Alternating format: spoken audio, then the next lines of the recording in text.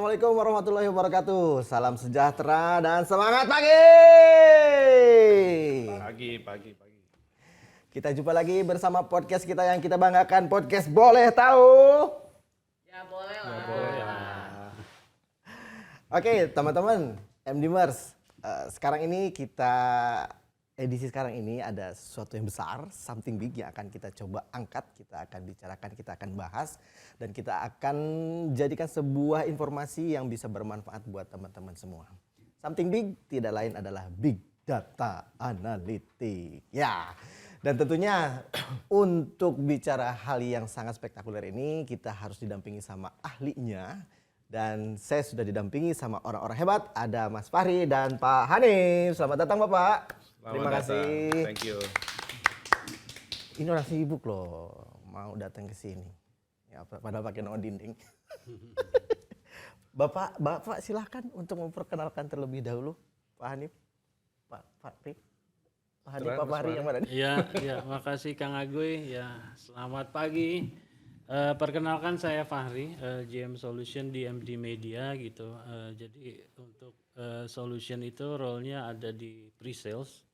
Jadi pada saat kita explore untuk customer yang baru gitu, tim solusi inilah nanti yang meramu solusi apa saja yang nanti kita deliver lewat proposal gitu yang bisa kita sampaikan ke calon customer gitu. Oke. Berarti pada saat awal kita dari lapangan ketemu customer perlunya seperti apa, kita bicarakan nih sama timnya Mas Fahri.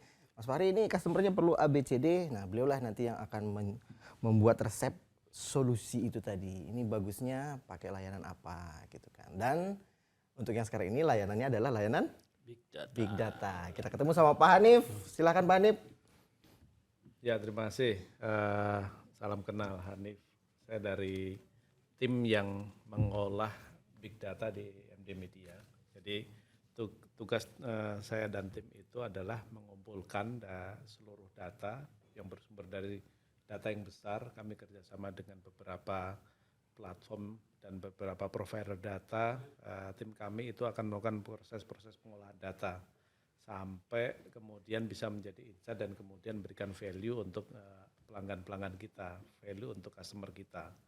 Dengan tentunya mungkin timnya cukup lengkap, ada tim data analis, ada tim data engineer, tim data scientist, dan tim business intelligence yang bisa untuk mengembangkan bagaimana data itu menjadikan suatu yang value untuk bisnis. Dapurnya udah lengkap kayaknya Pak. Dapurnya sudah sangat lengkap. Sudah siap. Pesan apa teman-teman? Pak Hanif nanti akan bikin sesuai order. Oke, Bapak-bapak, ini saya mau coba secara apa bahasanya helikopter view dulu. Saya ingin menyatukan big data menjadi sebuah jurus untuk bisa bermarketing ria supaya jualannya lebih oke. Tapi Pak Hanif boleh nggak disampaikan terlebih dahulu secara garis besar nih yang belum begitu paham tentang big data itu apa sih, bagaimana dan kumaha gitu Pak? Ya, jadi gini mungkin Kang, big data namanya big gitu ya, data yang besar. Mana data yang besar itu adalah data yang kita kumpulkan dari berbagai sumber, tentunya sumber yang halal, sumber yang legal, sumber yang user sudah setuju bahwa datanya akan dikumpulkan dan dilakukan sebuah proses-proses di belakang. Itu semuanya juga sudah dilakukan oleh Google, platform besar Google, Facebook, dan yang lainnya. Itu jadi big data itu kita coba untuk kumpulkan, terus kemudian setelah data terkumpul dalam sebuah storage yang besar, itu kemudian ada platform kita yang akan melakukan sebuah proses namanya meng-cleansing, terus kemudian membangun sebuah algoritma, membangun sebuah analisis atas data, dan kemudian kita konekkan bagaimana data itu ketemu dengan masalah-masalah di bisnis. Kita temukan data itu dengan peluang-peluang yang ada di bisnis. Kurang lebih kita frameworknya semacam itu untuk bagaimana big data yang secara volume itu besar itu ketemu dengan bisnis. Mungkin jadi seperti itu kurang lebih. Oke, berarti nanti outputnya itu bisa customize ya Pak? Kebutuhan pelanggan apa atau mendeteksi masalah gitu Pak? Outputnya secara umum ada dua. Satu menjadi produk. Jadi produk. Jadi produk itu apa ya? Mungkin kita nanti akan cerita sedikit.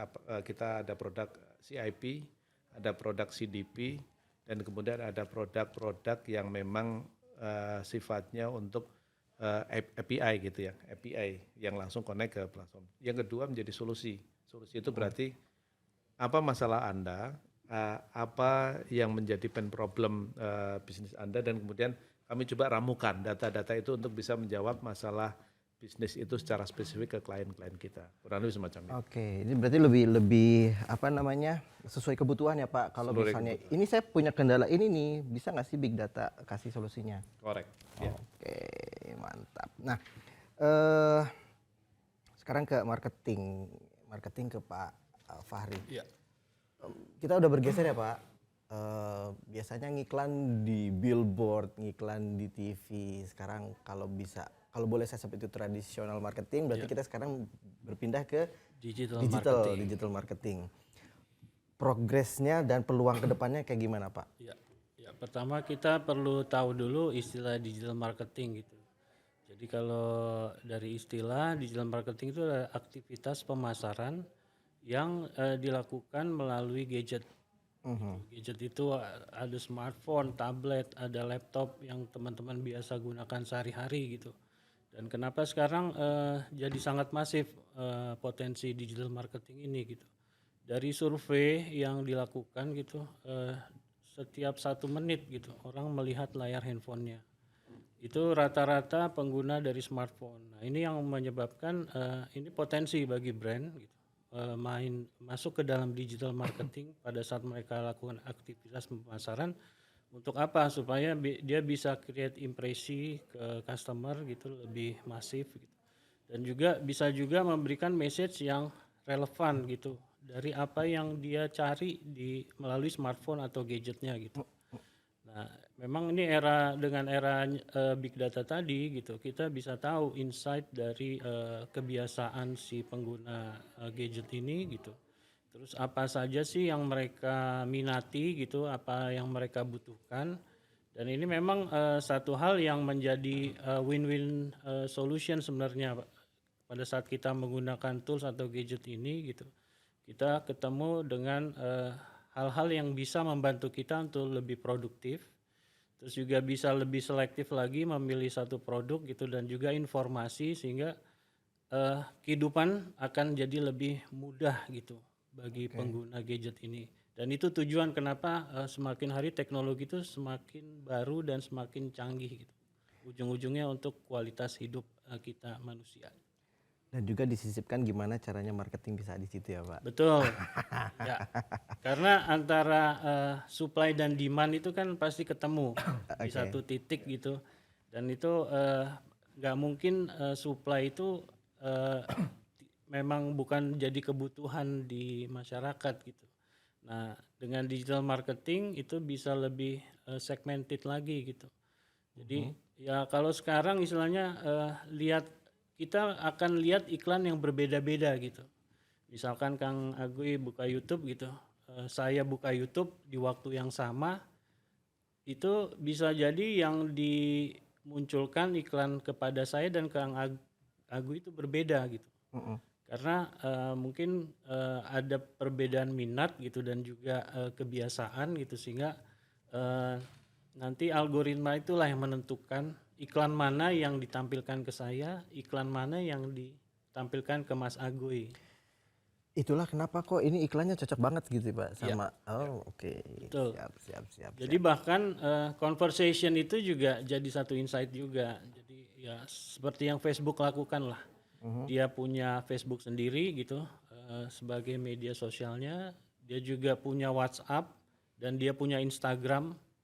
Ya tiga-tiga itu pasti kita semua install di smartphone kita. Itu kenapa pada saat kita lagi misalkan chat dengan teman gitu, satu hal atau topik yang relevan ke satu produk, di Instagram muncul promosi yang relevan dengan apa yang kita bicarakan tadi. Jadi secara tidak langsung kita udah nyetor nih Pak ya, kehidupan 24 jam kita ke dunia digital, dan itu dimanfaatkan gimana caranya balik ke kita. Ya. mempermudah dan mempermudah hidup sama mempermudah buat jualan ya Pak. Iya. Oke, kita akan masuk ke sisi gimana jualannya bisa lebih oke menggunakan teknologi big data. Tadi sekilas big data sudah diterangkan, marketingnya juga sudah diterangkan. Kita akan coba padu-padankan di segmen berikutnya. Kita lihat dulu yang lewat. Kasih semangat Pak buat teman-teman. Kita balik lagi di podcast Boleh Tahu. Ya boleh lah. Ya boleh lah.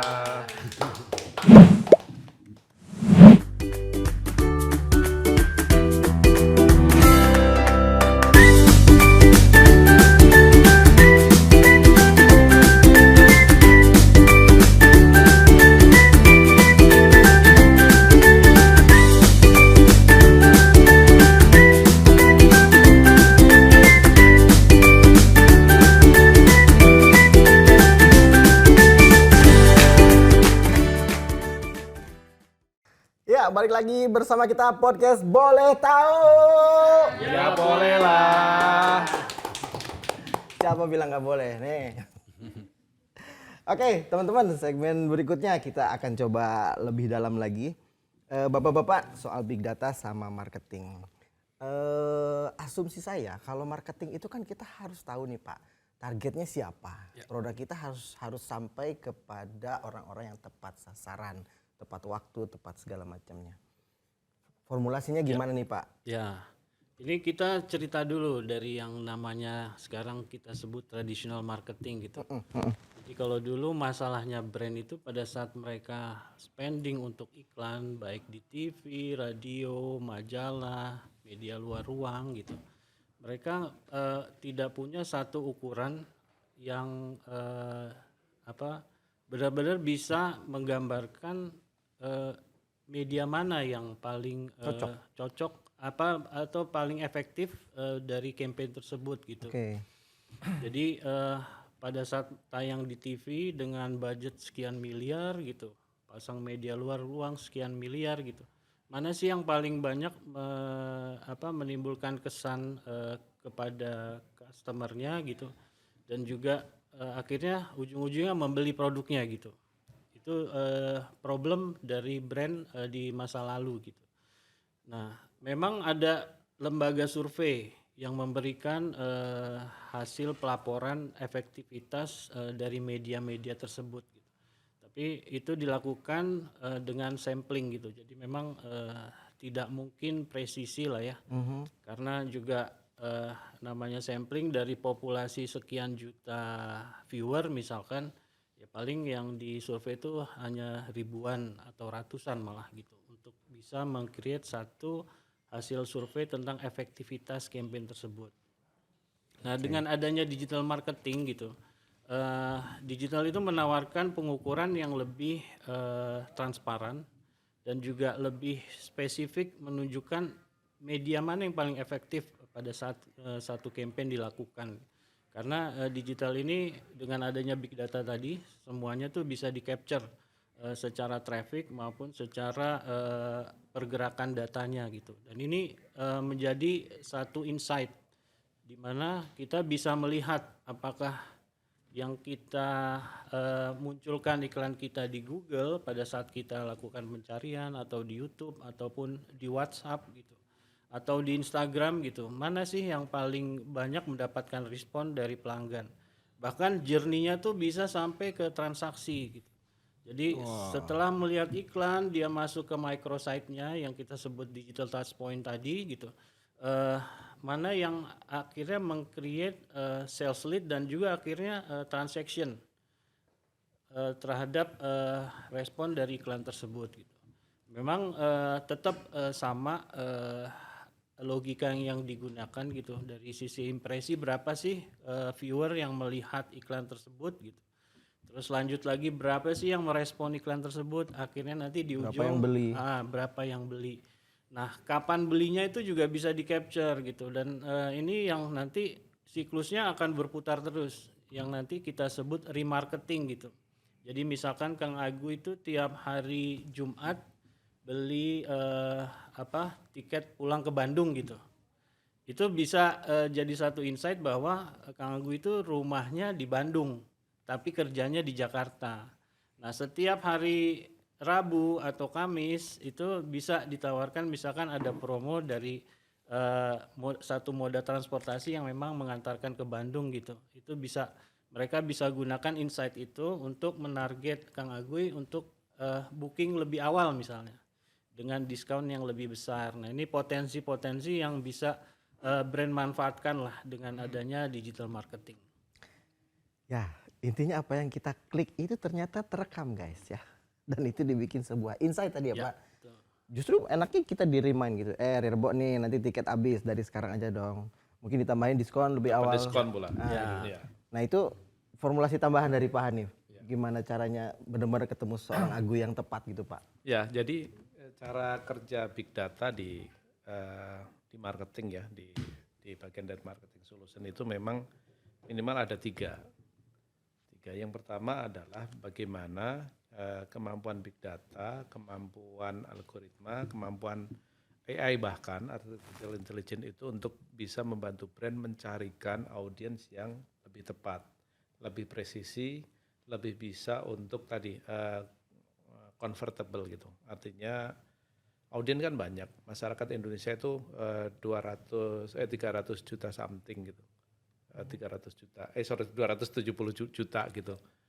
Audiens digital yang di atas 300 jutaan gitu. Audiens signifikan banyak kan nggak mungkin juga untuk dipapar, disasar semuanya. Nah, kemampuan big data tadi dengan audiens itu kita bisa untuk melakukan lebih mengena, lebih target itu untuk kemudian mana yang kemudian bisa memberikan value ke bisnis. Nah, terus kemudian yang kedua untuk big data itu bagaimana bisa masuk di sektor marketing itu di sisi measurementnya.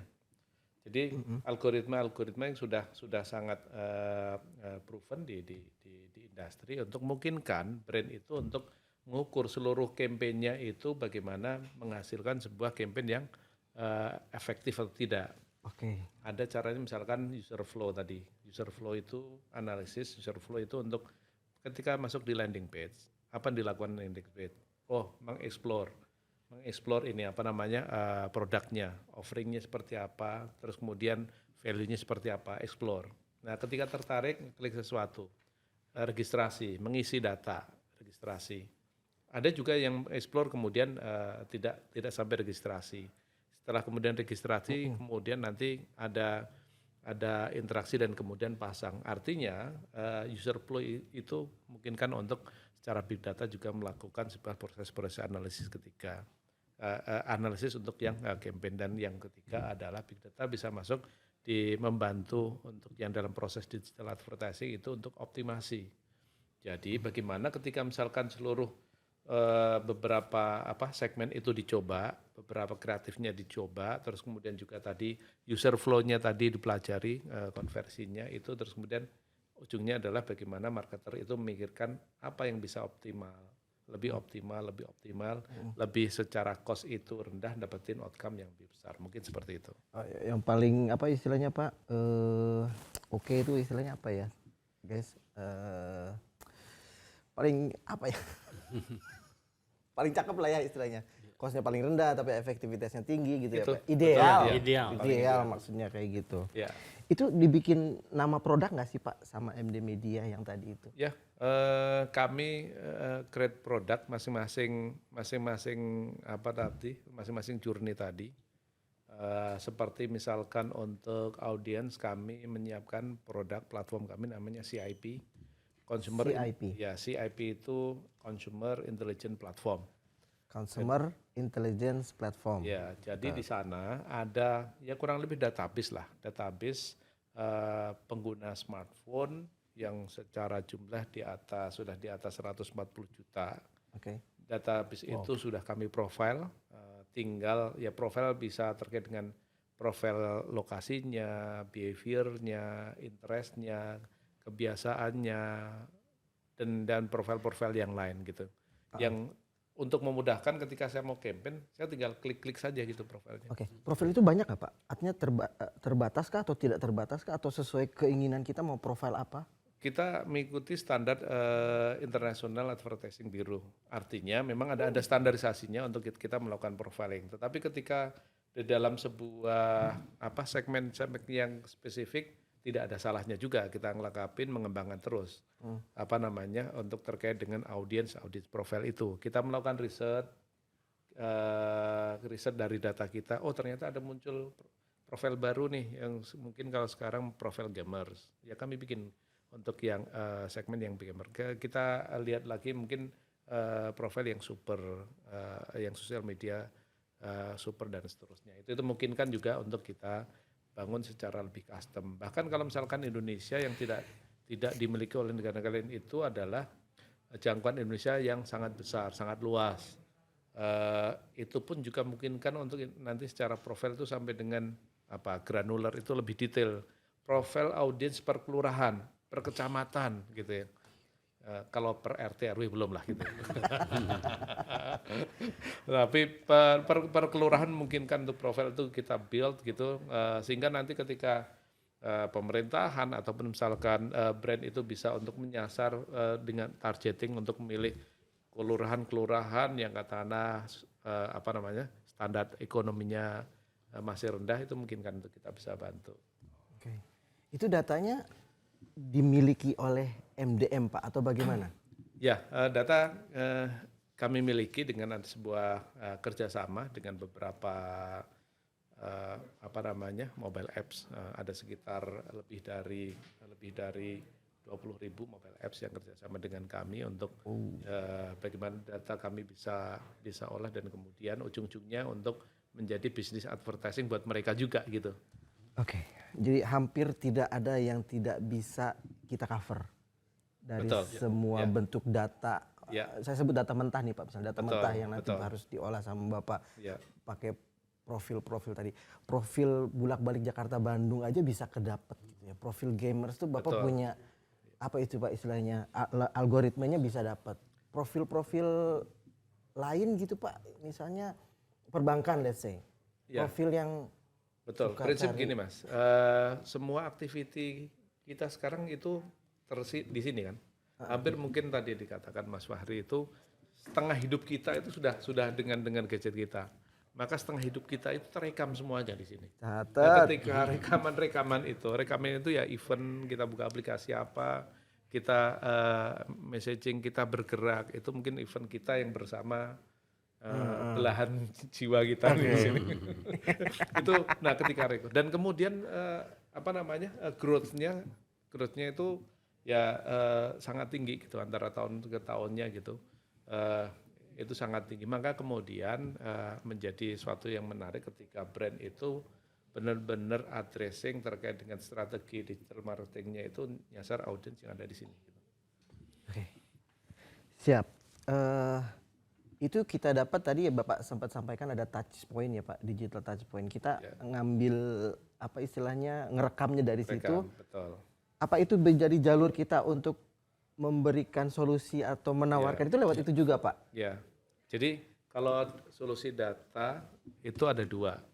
Yang pertama namanya first party data, di mana mungkin kita bantu brand itu untuk mereka mulai peduli dengan data-datanya yang masuk lewat touchpoint digital mereka. Mereka seperti misalkan sebuah bank pasti sudah pakai mobile apps-nya ada, webnya ada, emailnya ada, sekarang WA bisnisnya pun juga sudah mulai ada, SMS ada. Nah semua touchpoint digital inilah yang kemudian mereka harus mulai menggunakan data itu untuk melayani pelanggannya mereka. Mereka sendiri. Ini first party data. Artinya mereka data ini harusnya mereka kumpulkan dalam sebuah platform dan MD Media ada platform itu untuk bagaimana untuk baliknya ke mereka gitu. Dipelajari perilakunya, dicari minat preferensinya.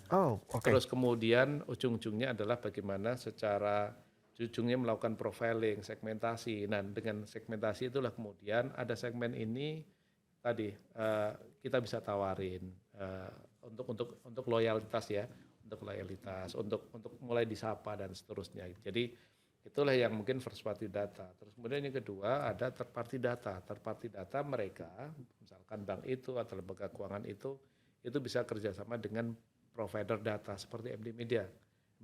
Dia menjadi mungkin kan untuk menjadi mitra mereka menjadi third party data gitu ya. Untuk mereka ketika saya mau ngembangin nih untuk yang katakanlah mau ekspansi di daerah misalkan di Jawa Timur di Kediri, mereka belum kuat di Kediri ya, mereka bisa menggunakan data kita, mereka targeting, mereka campaign, itu kemudian menjadi katakanlah 500 orang, 500 pelanggan. 500 pelanggan ini masuk ke data mereka menjadi first party lagi gitu. Jadi dari third party di kami, terus kemudian kita bantu mereka menjadi first party. First party, third party itu yang membedakan ada ketersediaan data ya Pak? Betul. First party Yes. itu punya mereka sendiri. Betul. Third party berarti ada campur tangan. Second party-nya siapa Pak? Third party artinya kita menyediakan data tambahan Ya. supaya diolah sesuai dengan kebutuhan mereka, tapi bisa menjadi first data. Ya ketika kita papar dengan iklan nih misalkan, data-datanya dari kami kita papar dengan iklan dan kemudian mereka setuju menjadi tertarik dengan menjadi pelanggan di brand tersebut, otomatis akan jadi first party kan gitu. Nambah pelanggannya, nambah pelanggannya, dan data itulah kemudian mereka bisa untuk explore untuk bagaimana menjadi pelanggan yang ini. Pengennya kan kalau pelanggan kan nggak sebentar gitu, pelanggan yang loyal gitu ya, akan interaksi engage terus dengan brand tersebut. Kalau first party itu kita bantu untuk pengolahan, bisa nggak Pak? Artinya bukan sebagai third party nih MDM-nya. Ya. Hanya mengolahnya saja gitu. Jadi chefnya doang gitu Pak. Betul. Jadi first party pun juga kami ada nih. Kami ada namanya solusi CDP, Customer Data Platform. Tadi CIP ya Pak? Ya. CIP, Consumer Intelligence Platform. Sekarang CDP. CDP. Itu Customer Data Platform. Platform kami yang mereka bisa gunakan untuk bagaimana seluruh aktivitas pelanggan di mobile mereka, di online mereka, di SMS mereka itu diwadahi dalam sebuah platform besar yang kami siapkan. Apa yang dilakukan oleh platform tersebut? Satu, melakukan tadi untuk penarikan data. Yang kedua, melakukan proses-proses analitik. Terus kemudian yang ketiga melakukan profiling, segmentasi. Yang ketiga kita bantu untuk connect, untuk mereka connect ke channel. Connect ke WA, connect ke SMS, Yang connect ke poin Facebook. tadi saya bilang ya Pak ya? Betul, didorong lagi ke sana. Karena mereka sudah jadi connect juga dengan namanya mungkin on channel mereka. On channel itu ketika mobile apps, ya didorong di situ. Ada push notif, ada message-message yang secara personal disampaikan. Tapi data mereka aman kan Pak? Data mereka aman. Karena kita istilahnya masuk ke lemari es mereka gitu kan. Betul. Kita ngacak-ngacak tapi tetap. Kita pun juga memberikan sebuah pilihan-pilihan Kang Agui. Pilihan-pilihan mungkin apakah data itu akan on premise di mereka, di server mereka. Jadi kita nggak dapat akses sama sekali bahkan. Yang penting kita mencoba untuk lakukan setup sampai dengan mereka bisa berjalan sendiri, kita berikan pelatihan. Atau yang kedua, kita siapkan cloud. Kita akan siapkan di kita cloud, gitu ya Pak ya, di sisi kita. Mereka akan datanya ke kita, tetapi kita bisa pastikan semuanya terjaga keamanannya, security-nya. Mereka pun juga bisa melakukan proses-proses audit terkait dengan data mereka. Dapat nggak itu? Jadi kita bisa, sorry nih Pak, kita bisa masak di rumah mereka, gitu kan? Kita sebagai chef yang datang ke mereka, atau bahan-bahan mereka datengin ke restoran kita. Ujung-ujungnya saya tetap makanan paling enak dan itu bisa mereka Ketagihan terus. catat ketagihan. Oke, sudah mulai kebayang nih ya, buat yang agak-agak gelap sama big data, ternyata memang ini sebuah big opportunities ya. Bagaimana kita bisa menguasai dunia. Saya kayak film kartun nih Pak. Oke, CIP, CDP, ada lagi hal-hal yang mungkin lebih ke keseharian kita nih Pak, yang sebetulnya itu bagian dari big data. Ya, jadi pada saat kita banyak menggunakan gadget kita gitu untuk membantu kerja kita, untuk membantu hobi kita gitu, dan juga kebutuhan sehari-hari gitu. Semua itu sebenarnya kita itu selalu di profil gitu setiap perilaku kita, yang ujung-ujungnya nanti kita diberikan informasi-informasi juga yang relevan dengan aktivitas yang sudah kita jalani tadi gitu. Jadi memang kalau kita terlalu khawatir juga dengan apa yang terjadi dengan privacy data kita gitu, Ini sebenarnya satu hal yang win-win sebenarnya sih gitu. Dengan memberikan beberapa data aktivitas kita pada saat kita menggunakan gadget itu, eh, para provider dari layanan tadi juga mengcapture dan juga memberikan prediksi berikutnya butuh apa lagi nih gitu, sehingga kalau kita menggunakan gadget kita secara tepat juga gitu, artinya hal-hal yang memang terlalu sensitif itu kita tidak lakukan di gadget kita. Sebenarnya smartphone ini sesuai istilahnya gitu, dia makin lama makin pintar. Pinter sendiri ya Pak. Untuk membantu semua kebutuhan kita gitu. Ya bayangkan aja sekarang kalau ada kita misalkan belanja di satu marketplace gitu. Kalau dia tidak berikan histori aktivitas belanja kita, pasti kita akan kesulitan kan, setiap beli barang cari lagi baru. Tapi kalau misalkan itu satu hal yang rutin kita konsumsi, tinggal buka aja histori kita, oh ini dulu beli ini di sini harganya segini gitu. Kita tinggal order ulang gitu. Frequently buy item jadinya Pak. Ya, betul. FBI. Bukan FAQ. Iya, terus juga misalkan Kang Agoy hobi nyanyi nih gitu. Terus pada saat Instagram itu search penyanyi-penyanyi yang punya hits terbaru misalnya gitu. Ngikutin account sosial medianya dan lain-lain gitu.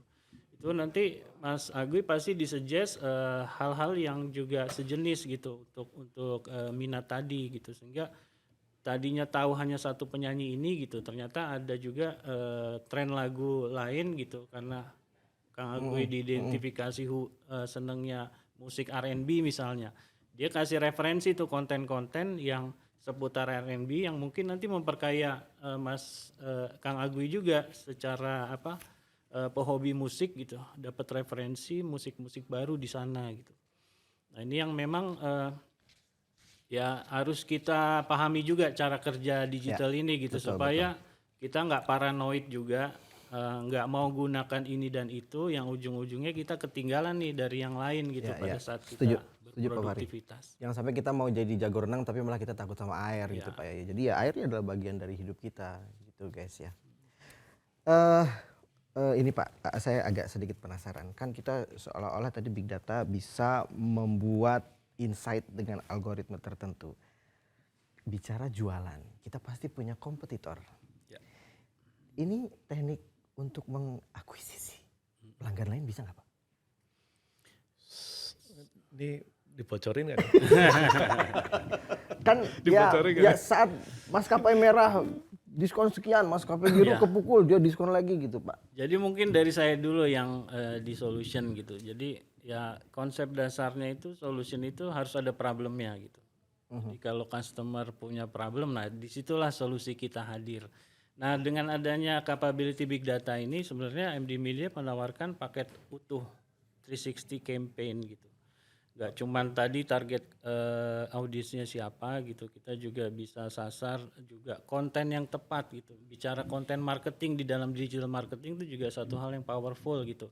Dan kita bisa tawarkan itu secara utuh, baik dari target audiensnya, dari konten yang relevan tadi gitu, dan juga reporting, bahkan nanti malah brand yang menggunakan layanan kami itu akan makin kaya data, makin kaya insight ke depannya gitu, dari semua campaign yang sudah pernah dilakukan itu bisa menjadi satu learning process juga, sehingga kalau untuk menarget masyarakat spesifik di kota Gresik misalnya, itu kita harus benar-benar tahu culture di sana juga. Nah dari campaign itu, konten yang kita sampaikan juga kita bisa buatkan satu konten yang memang sesuai dengan karakter masyarakat Gresik misalnya, yang lebih spiritual misalnya kan, juga hobi terhadap hal-hal yang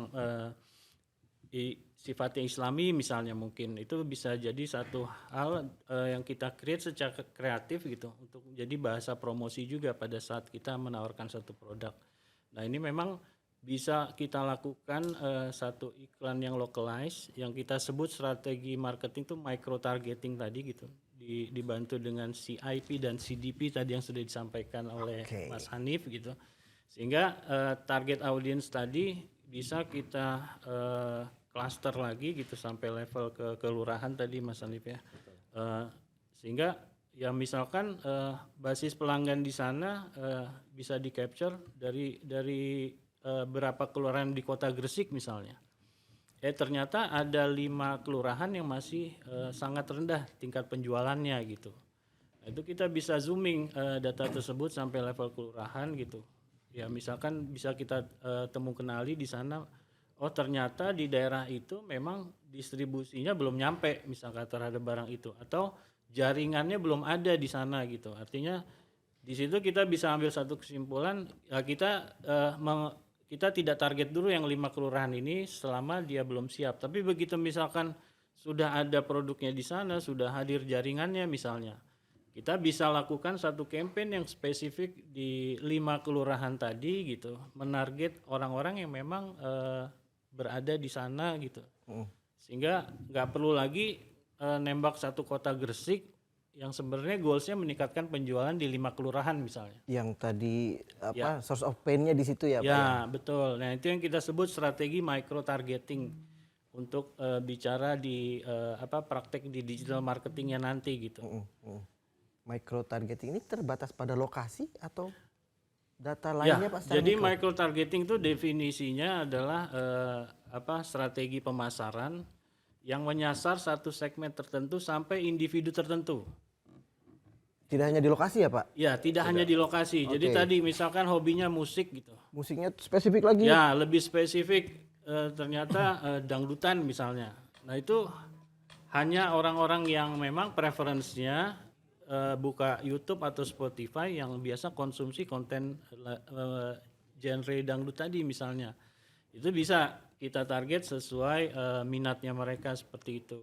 Kalau tadi yang micro targeting secara lokasi itu ya bisa sampai level kelurahan tadi. Gitu. Jadi Spotlightnya spotlightnya pas gitu Pak ya? Ya betul. Kalau di panggung kan biasanya lampunya bisa kita gedein, bisa kita fokuskan ke si penyanyinya dulu atau langsung ke seluruh band gitu.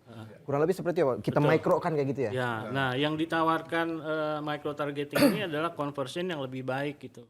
Karena kalau misalkan tadi kita target terlalu luas wilayah yang kita sasar, misalkan level kota tadi gitu.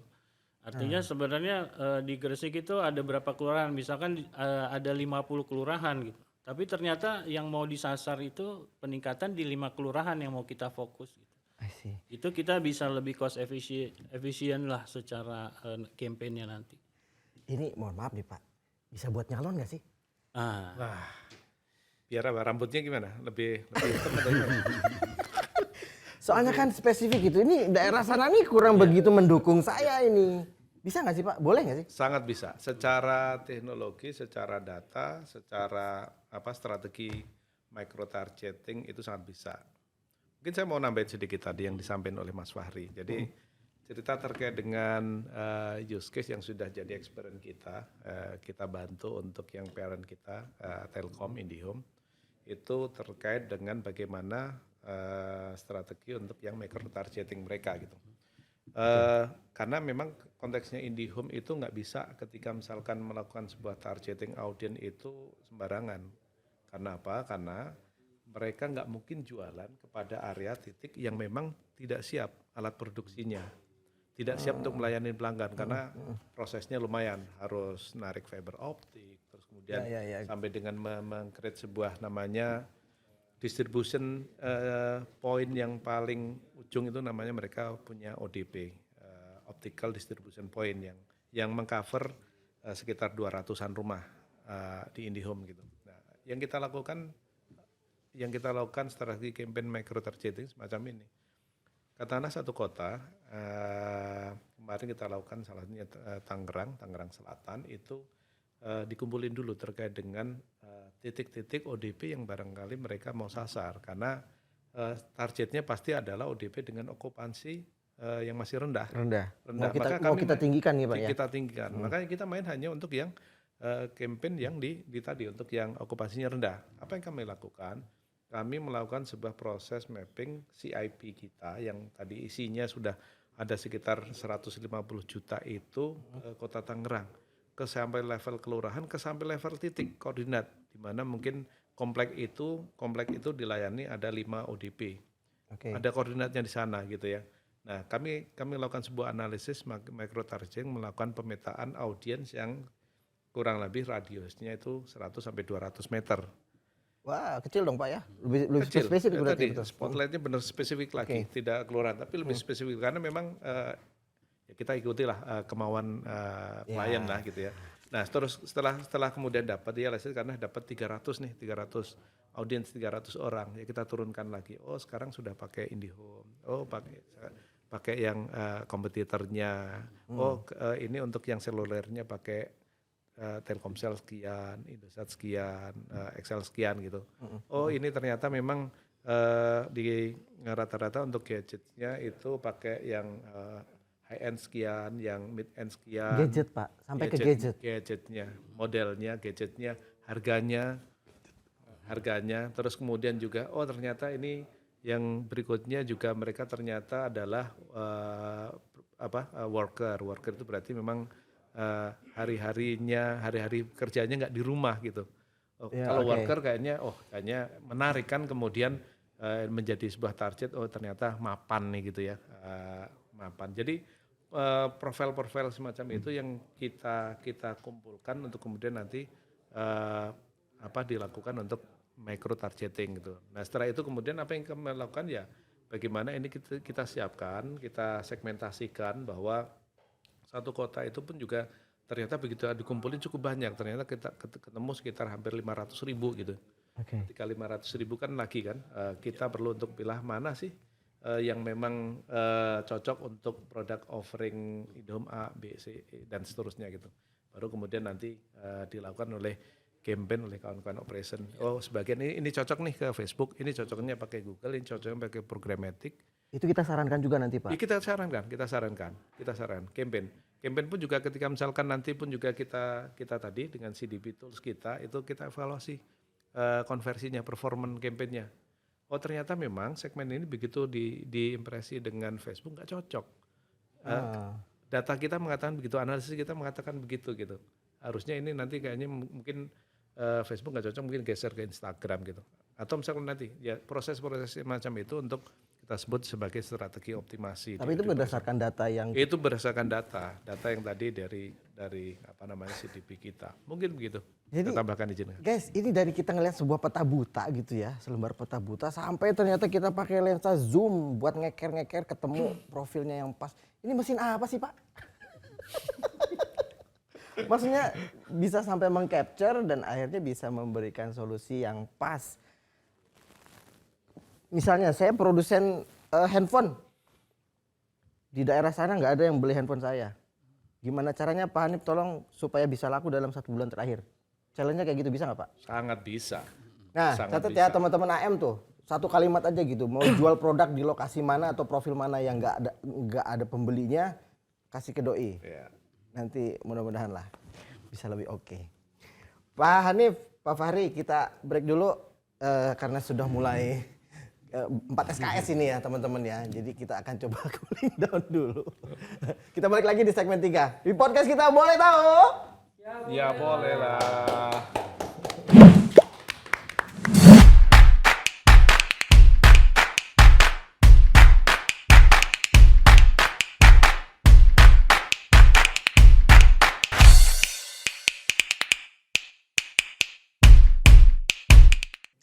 Ya, balik lagi ke podcast kita. Podcast boleh tahu. Ya boleh lah. Setelah 4 SKS kita cooling down dulu ya. Pak Hanif sama Pak Fahri. Digital marketing perusahaan-perusahaan rata-rata pasti sudah istilahnya punya timnya gitu ya Pak. Terus mau tim mereka internal atau misalnya kalau mereka urusan iklan punya advertising agency-nya sendiri. Apa yang membedakan kalau dibantu sama kita untuk digital marketing ini Pak? Ya, ada 2 hal sih mungkin yang bisa kita sampaikan gitu ke teman-teman gitu ya. Pertama, Yang kita tawarkan tadi kita punya capability melakukan strategi micro targeting gitu. Jadi bagaimana menyasar audiens yang lebih spesifik sehingga biaya campaign itu bisa kita reduce, tapi bisa potensi meningkatkan conversion rate-nya gitu. Kan namanya campaign ujung-ujungnya berapa sih yang dibeli atau berapa sih yang dikonsumsi oleh target customer-nya gitu. Dan ini yang juga sekarang perusahaan tuh berlomba-lomba bicara performance based campaign gitu. Jadi kalau dulu mungkin biaya awareness sekian trennya gitu. Jadi makin sering muncul di TV itu wah itu dianggap campaignnya sukses. Nah kalau sekarang beda. Dari sekian yang dikeluarkan, berapa konversinya, berapa sales yang di-create dari campaign tersebut gitu. Terus yang kedua adalah kita juga punya source data gitu yang juga bisa memperkaya data yang klien kita punya gitu sehingga nanti algoritma kita akan memberikan satu insight yang lebih lebih deep lagi gitu. Sehingga tadi balik ke poin satu bisa mereduce target populasi yang kita campaign yang ujung-ujungnya kita cari peningkatan dari penjualan dari campaign tersebut. Oke. Tambahan dari Pak Hanif barangkali Pak. Ya, kami memungkinkan untuk konteksnya memang kolaborasi ya dengan tim internal mereka, bahkan dengan agensi mereka, agensi untuk yang advertising mereka untuk bareng-bareng gitu. Jadi fokus kepada strategi-strategi yang lebih terukur gitu. Salah satunya adalah micro targeting. Kami memungkinkan untuk kolaborasi dengan 2 platform kami itu untuk yang tadi CIP. Apa yang kemudian CIP bisa untuk bantu mereka adalah sourcing mereka untuk terkait dengan dari third party data gitu. Jadi platform yang akan membantu untuk mereka connect ke lebih dari 150 juta audiens itu ada di kita gitu. Mereka mungkin bicara ekspansi ke kota-kota ataupun wilayah yang mereka belum cukup kuat, mereka connect saja ke CIP kita dan kemudian mereka tinggal memilih mendefinisikan user, mendefinisikan audiens yang akan mereka campaignkan. CIP akan bantu juga untuk bagaimana user yang sudah mereka pilih itu untuk connect ke channel campaign yang mereka umumnya mungkin sudah kerjasama bahkan gitu. Mereka bisa connect ke Facebook, connect ke Instagram, connect ke Google, connect ke programmatic dan any channel yang mereka bisa connect dengan CIP platform kita. Terus kemudian yang kedua CDP kita. CDP kita pasti mungkin juga akan membantu mereka untuk bantu ngumpulin lah data-data mereka yang selama ini mereka nggak keurus, cukup tanam script di beberapa digital asset ataupun touchpoint mereka. CDP kita sudah bantu gitu. Satu, bantu untuk mengukur measurement campaign-nya. Yang kedua, membantu untuk mereka meng-create namanya single view of customer yang artinya satu customer itu ada beberapa betul, angle-nya mereka gitu, Pak. masuk ke segmen apa, mereka kemudian demografi seperti apa, mereka respon yang ketika di offering itu seperti apa dan yang lainnya gitu. Itu yang akan saya rasa membantu untuk mereka CDP kita untuk tadi mereka punya customer yang lebih loyal, customer yang lebih memberikan value. Itu pada konteks itu sih sebetulnya. Oh ya, satu lagi sebetulnya yang menjadi menarik dan trennya ke depan akan banyak diadopsi yaitu penerapan terkait dengan machine learning, AI. Bagaimana mungkin kan sekarang era yang dimana mungkin peran orang sudah agak dikurangi, Geser-geser jadikan ya, Pak. peran ke mesin. Betul. Karena memang kadang-kadang kita suka pelupa gitu ya. Kalau mesin mungkin karena tersimpan rapi nggak lupa gitu. Nah, peran mesin itulah untuk bagaimana menjadikan proses marketing itu lebih smart gitu ya. Lebih smart, lebih convertible dan kemudian dia belajar untuk dengan proses-proses yang ada gitu. Jadi itu yang memungkinkan untuk nanti kita mungkinkan untuk mulai dorong proses marketing itu dengan dimasukkan dengan kombinasi dengan machine learning. Jadi makin heboh dong Pak nanti Pak. Itu dia yang kita pengen. Jualannya jadi apa istilahnya menyusupinya itu makin wow kena gue banget nih gitu. Betul. Kesannya jadi seperti itu. Kasih kita satu gambaran kecil Pak, industri apa dan case-nya apa nih yang kira-kira bisa bermanfaat buat mereka? Mungkin dari saya dulu gitu. Jadi memang digital marketing ini memang buat semua semua jenis promosi sebenarnya dibutuhkan saat ini. Tadi itu karena behavior orang mengkonsumsi media itu sudah seperti itu sekarang. Semua sudah berbasis gadget dan aplikasi ya. Nah, tapi industri apa sih yang cocok gitu. Jadi memang kita harus lihat perusahaannya gitu, seberapa besar basis customernya. Karena pada saat makin banyak customernya, maka akan makin banyak potensi data yang bisa kita capture gitu, dan menjadi satu insight yang nanti bisa mengembangkan lagi bisnis ke depannya. Apakah peningkatan jumlah pelanggan itu sendiri gitu, ataupun kita bisa lakukan remarketing gitu terhadap konsumen yang memang sudah membeli produk dari brand dari customer kita gitu. Jadi carilah perusahaan-perusahaan yang memang punya basis customer atau mereka ingin menyasar target customer yang volumenya jutaan gitu. Karena bicara mesin learning tadi gitu, kalau populasi datanya terlalu kecil, Kasihan malah Pak ya. Ya. Biayanya kecil. cost efektifnya nanti malah nggak dapat karena kan pasti pembaginya cost sekian terhadap traffic sekian gitu. Jadi memang sangat cocok untuk perusahaan-perusahaan yang ingin mengembangkan bisnisnya menyasar sampai jutaan pelanggan, atau perusahaan-perusahaan yang memang sudah punya basis pelanggan yang memang jutaan. Contohnya perbankan gitu, yang punya nasabah seluruh Indonesia, jumlahnya juga mungkin puluhan juta gitu, tapi mereka belum punya tools atau sistem database yang mengcapture kebiasaan pelanggannya sehingga mereka bisa melakukan remarketing, apakah itu upselling, apakah cross selling dari produk-produk mereka gitu, sehingga sangat bisa mengoptimalkan lah potensi sales yang bisa mereka lakukan melalui aktivitas saya sebutnya data driven digital marketing gitu. Jadi sekarang udah shifting lagi bicara data driven, semuanya by data gitu, dan itu sangat menjadi modal besar lah bagi target customer kita yang memang punya potensi traffic sebesar jutaan data tadi. Data driven digital Marketing. Jadi digital marketingnya berdasarkan data. Saya punya data. Tapi teman-teman, kalau data yang sebegitu besar, pilihannya kan cuma dua. Data itu rapi dan oke gitu, atau data itu berantakan gitu. Jadi sayang sekali kalau punya data yang begitu banyak, begitu besar, tapi tidak tersusun rapi dan bahkan tidak dimanfaatkan untuk ujung-ujungnya meningkatkan sales gitu kan Pak. Ya. Nah di sini teman-teman kita bisa bantu. Walaupun tim digital marketingnya sudah ada gitu kan ya, terus dibantu internal ataupun lewat pihak ketiga mereka, advertising agency. Kita dari MD Media tetap bisa membantu bahkan meningkatkan prestise sama apa istilahnya Pak?